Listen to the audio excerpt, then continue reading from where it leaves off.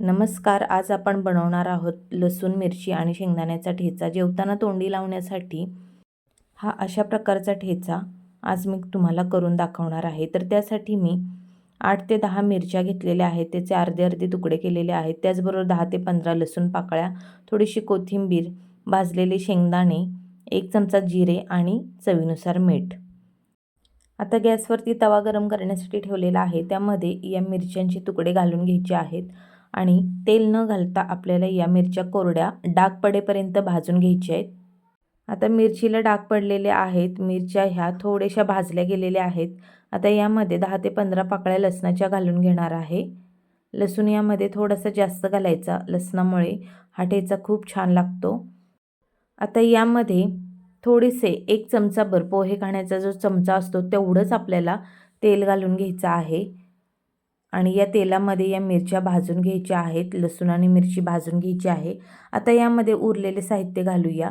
तर 1 चमचा जिरे आणि भाजके शेंगदाणे आपल्याला यामध्ये घालून परतून घ्यायचं आहे. थोडंसं भाजल्यानंतर यामध्ये कोथिंबीर घालून घ्यायची आहे. कोथिंबीरसुद्धा ठेच्यामध्ये चांगली लागते. कोथिंबीरीचा फ्लेवर या ठेच्यामध्ये उतरला जातो. त्यामुळे कोथिंबीरसुद्धा यामध्ये भाजून घ्यायची आहे. अगदी 1-2 सेकंद कोथिंबीर भाजली गेल्याच्या नंतर यामध्ये चवीनुसार मीठ घालून घ्यायचे. ठेच्याला मीठ हे थोडेसे जास्त लागते. त्यामुळे यामध्ये चवीनुसार मीठ घालून घ्यायचे आहे. मीठ घातल्याच्या नंतर परतून घेऊया आणि आता इथे 2 ते 3 चमचे पाण्याचा हबका आपल्याला मारायचा आहे. जेणेकरून हे जे मीठ आहे ते मिरचीच्या आतपर्यंत लागले जाईल, शेंगदाण्यांना लागले जाईल. तर थोडेसे पाणी घेऊन मी अशा प्रकारे या तव्यावरती घालून त्यावरती झाकण घालून घेणार आहे. ज्यामुळे मिरचीचा ठसका आपल्याला लागणार नाही आणि मिरचीसुद्धा सॉफ्ट होईल. अगदी 2-3 सेकंदांनी हे झाकण काढून घेऊया आणि परतून घेऊया. तर जे पाण्याचा शिंतोडा मारलेला होता ते पूर्णपणे आटले गेलेले आहे आणि आता हे जे मिरची शेंगदाणे आहेत ते आपल्याला ठेचून घ्यायचं आहेत किंवा चिरडून घ्यायचं आहे. तर पूर्णपणे गॅस मी बंद करते. गॅस जर चालू असला तर तांब्या हा गरम होऊन आपल्याला भाजू शकते. आता या गरम तव्यावरतीच आपल्याला या तांब्याच्या मदतीने आपल्याला हा खरडा खरडून घ्यायचा आहे. आपली आई किंवा आजी अशाच पद्धतीने भाकरीच्या तव्यात मिरच्या, शेंगदाणे टाकून खरडा जसा तांब्याने खरडून घ्यायच्या त्याच पद्धतीने आपल्याला हा खरडा खरडून घ्यायचा आहे.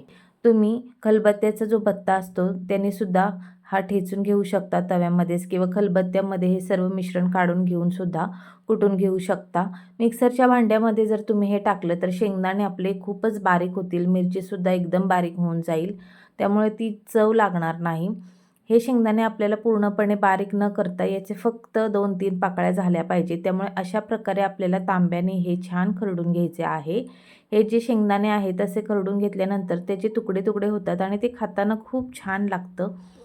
तर हे पूर्णपणे ठेचा आपला खरडून झालेला आहे. तर या तांब्याचे सर्व काढून घेते आणि आता गरम तव्यामध्ये हे परतून घेते आणि तयार झालेला आहे आपला मिरचीचा झटपट असा ठेचा. तर ह्या ठेच्याबरोबर तुम्ही 1 भाकरी तिथे 2 भाकरी खाल आणि कोणतीही भाजी नसली तरी तुमचं संपूर्ण जेवण या ठेच्याबरोबरच होऊ शकतं. चला तर मग रेसिपी आवडली असेल तर लाईक आणि शेअर करा. पुन्हा भेटूया अशाच छानशा रेसिपीसोबत. तोपर्यंत धन्यवाद.